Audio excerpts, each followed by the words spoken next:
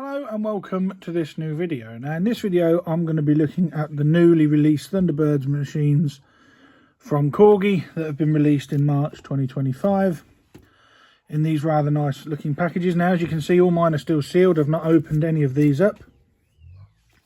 I'm going to go through them and have a look at these vehicles. Now I first had my Thunderbird toys when in the early 90s, which was since re-released with sound tech, you know, the sound tech version and all that, but I don't believe these are more like the originals that I had. So I'll have a look at the packaging. The boxes are all standard, obviously Fab One's in a pink box as you would expect, Thunderbirds 2 and 4 in the green, and 1 and 3 in the blue box. Now the boxes themselves look rather nice. You've got the Corgi Thunderbirds 1 and 2, Thunderbird Classic on the front, and your normal generic Hornby Hobby stuff underneath. Now the only thing I don't like about these is the fact there's nothing on there to denote the 60th anniversary. 2025 is the 60th anniversary year of Thunderbirds, which is why I believe Corgi initially decided to re-release these, but there's nothing on the box to tell you that. Now I know that the Jerry Anderson store has got their own special packaging. I'll put a picture in the corner if I remember. But yeah, it would have been nice to have some sort of 60th thing on these. So I'm going to leave 1 and 3 till last because I want to look at those last and go through it with you. So we'll have a look at Fab One first. And there we go, look at that. Now, there is a piece of information about Fab One, Lady Penelope and Parker in the box lid. But what about that for presentation? That looks absolutely lovely. And if I lift it out gently,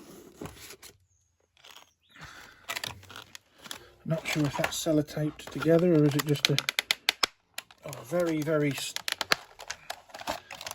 tight fit. Oh, really tight. Now I didn't realise at the time when I ordered these that this model, I think, is the same model that Corgi released last year. But that is really heavy. That is a heavy old model of Fab One in the beautiful pink Rolls Royce, and you've got Penelope and Parker sat in there. Now I believe that comes so this is the like the old dinky one, which fires missiles, and the missiles are there. There are several sets, so there must be, you fire them out the back as well. So how cool is that? I've never had a dinky Fab One. This is quite clearly where this has come from. So let's that's not quite on there, right? It's a shame. That's it, I've got it now. So you clip it in and push it along, and I assume the spring's obviously not as strong as the no, that's a problem, that won't stay down. Not as strong as the dinky one, because I have seen the dinky one fire rockets quite a way. That one, why will that not go in there?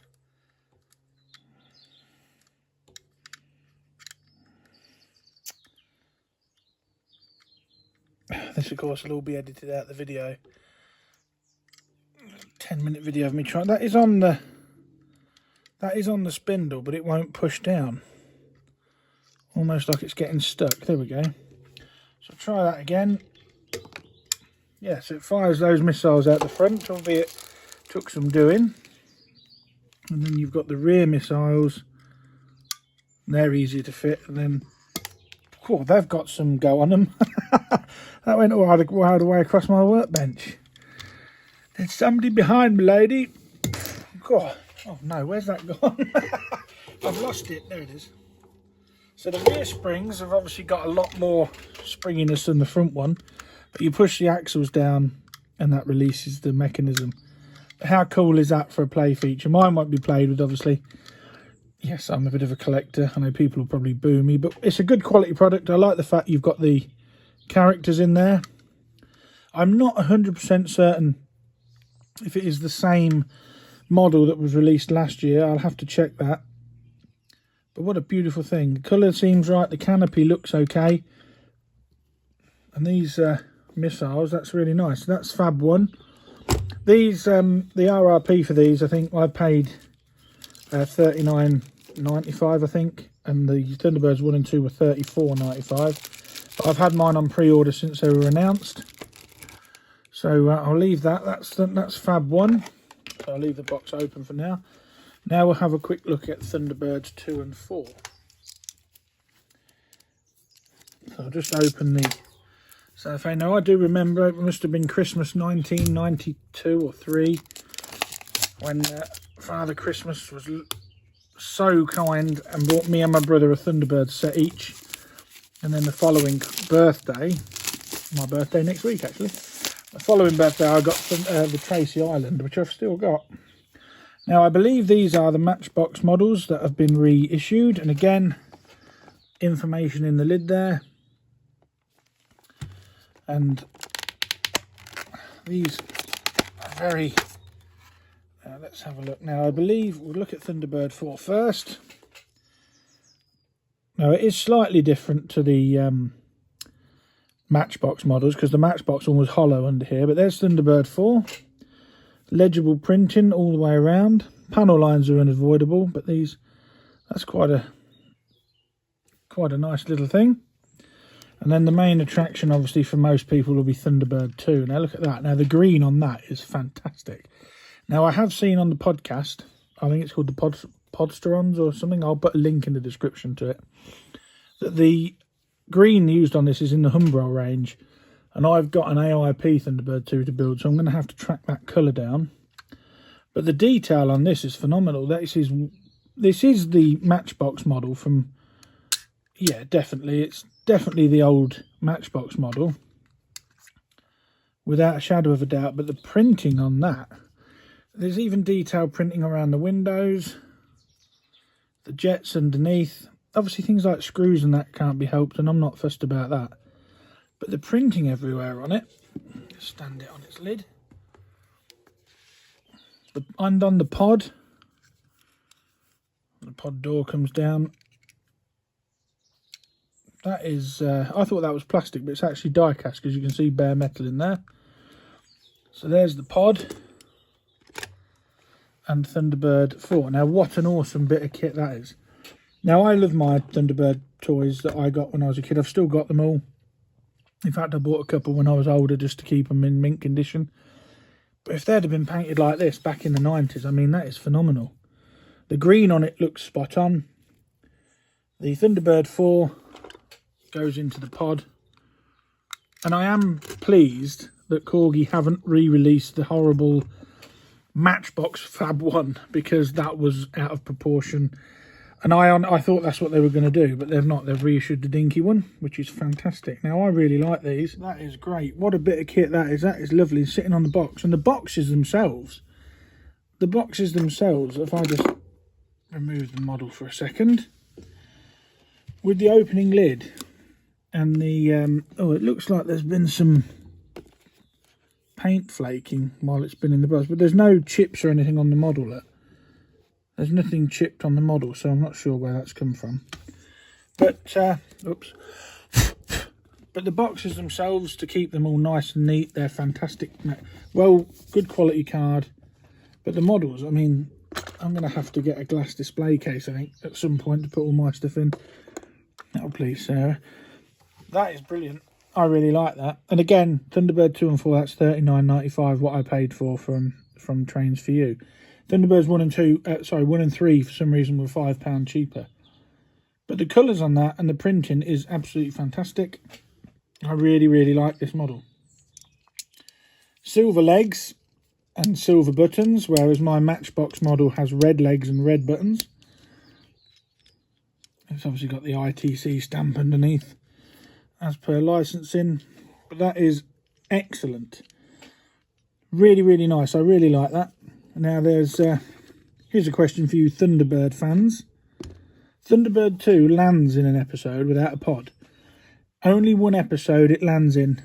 What episode is it? Answers in the comments below. So I'm just going to stand that up and put it back on its box. Yeah, that is really, really good. So we'll have a look now at Thunderbirds 1 and 3. Now this is, again, open up the cellophane very carefully. And here we are, this lovely blue colour, which should match that on the base of Thunderbird 1. There's the information, Thunderbird 1, Thunderbird 3.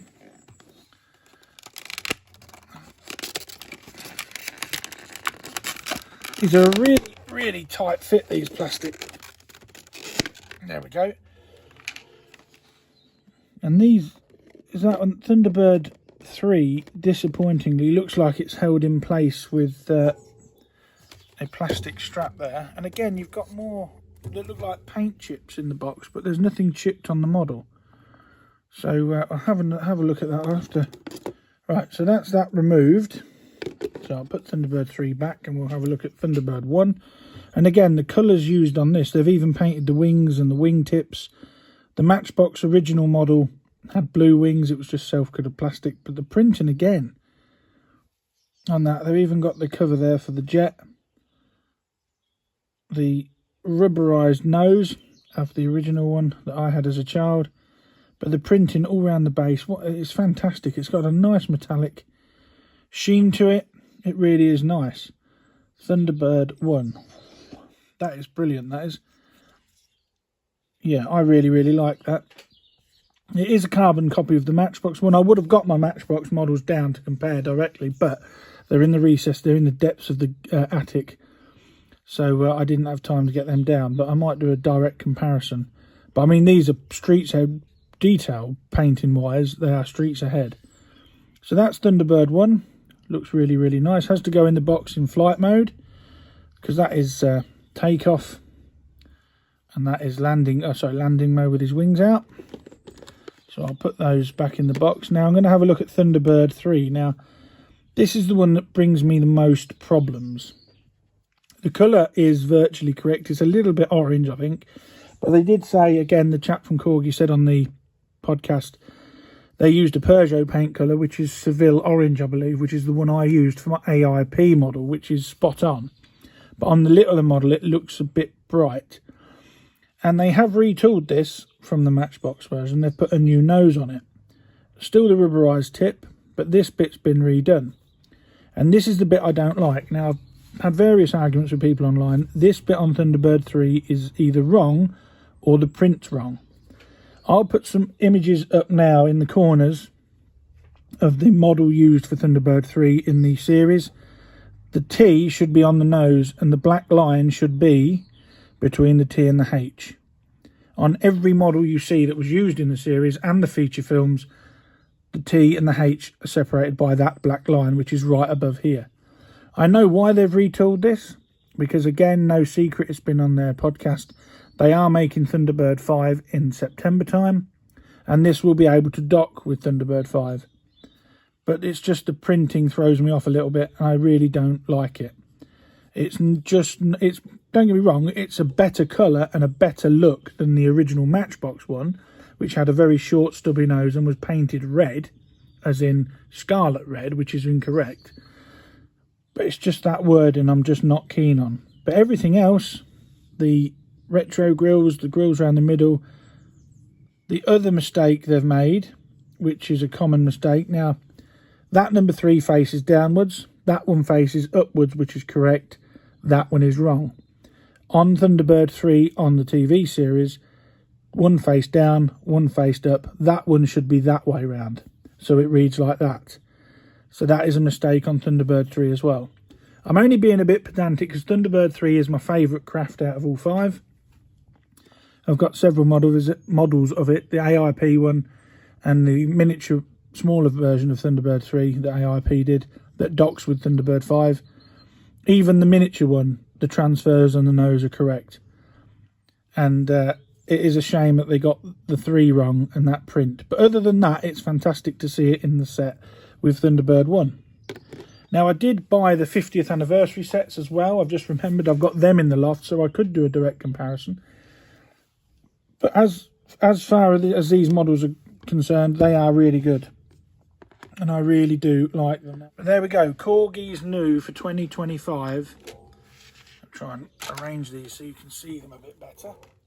Corgi's 2025 release for the 60th anniversary of Thunderbirds. the new Thunderbird sets. The colours are almost spot on. As I said, Thunderbird 3 is a little bit light, I think. Thunderbird 1, 2 and 4 are absolutely gorgeous. This is, like I said, a carbon copy of the Dinky Toys version, which is brilliant. It's got the features. The figures are inside. I mean, it would look odd without the figures in, so that's good. Thunderbird 1, the print detail on that is fantastic. And I can't do it, but as a kid, my fingers used to fit between there, and I used to run around. Yeah, Scott Tracy on a mission. Thunderbird 3, my favourite Thunderbird craft. Very, very good. Couple of little errors on it, but it still looks better than the original 90s Matchbox one. And as for Thunderbird 2, well, that colour on there is phenomenal. That's really nice. And the print detail, even down to the warning notices for the jet blast on all sides, is good. And the dinky little Thunderbird 4, I mean, dinky is in small. This isn't a Dinky Toys version. There is a mark on it there. In fact, there's a couple of marks, unless that's print detail, actually. Yeah, it is. It's print detail. Look how... It's not legible, but the detail is on it. That is really good. So Gordon's Craft, Alan, Scott and Virgil, Parker and Penelope. If you want in any of these, I'd grab them quick. Trains for You had at least one more set in after I'd picked mine up today. But I think they're going to become collector's items, especially in these boxes. These boxes are lovely. They're much better than the plastic packaging that the 50th anniversary sets came out in. So if you want some, get some. I recommend them. They are really, really good. Real shame about Thunderbird 3. But it is what it is. It's not going to stop me displaying them when I get room eventually. So I really like that. As an aside note, obviously I've done a couple of Thunderbird videos on the channel. I do have a big Thunderbird 2, a studio scale model that I built through Model Space, I think it was called. I built all the vehicles, did the Thunderbird 2, which raises up on its own. If anybody would like to see a video on that, let me know in the comments and I'll get it out and I'll film it all, go through the vehicles with you, because that is really nice. I've got 2 pods, Thunderbird 4 and all the characters, and it's actually N scale, but it's a massive studio model. So if you'd like to see that, leave a comment and I'll endeavour to do a video. But yeah, if you really like these, I'd grab them while you can. They are really nice. And I will see you in September time, hopefully, when Corgi release their... it's only the 2nd ever model of Thunderbird 5. They did one in the 60s, which didn't really look like Thunderbird 5. And, oh, it's 3rd model. And Vivid did a Thunderbird 5 in the early 2000s, which was withdrawn from sale due to the terror attacks of 9/11. Because I remember seeing them in store and they were withdrawn apparently, so I've read, because after the September 11th attacks, one of the phrases on the Soundtech version was, "There's a missile heading for New York," or something along those lines. So Vivid pulled them, and they are quite hard to find nowadays. The only other thing that Matchbox did that Corgi haven't re-released is the mole. They did a large die-cast mole. That would be an awesome thing to see, because I never actually had one of those growing up. I remember seeing them, but never had one. But for now, these 4 or 5 models here, 5 models you've got here, are absolutely brilliant and are worthy of any collector of Thunderbird stuff like I am. So thank you very much for watching. The episode where Thunderbird 2 lands without a pod is the Mighty Atom. That's also the only episode where you see all 5 Thunderbird craft in action in one episode. So there's a little bit of trivia for you. Thank you so much for watching. If you want to see me do my big Thunderbird 2, do a video on it, leave a comment and I'll dig all that out and get that out for you. But for now, thank you so much for watching, and keep this frequency clear.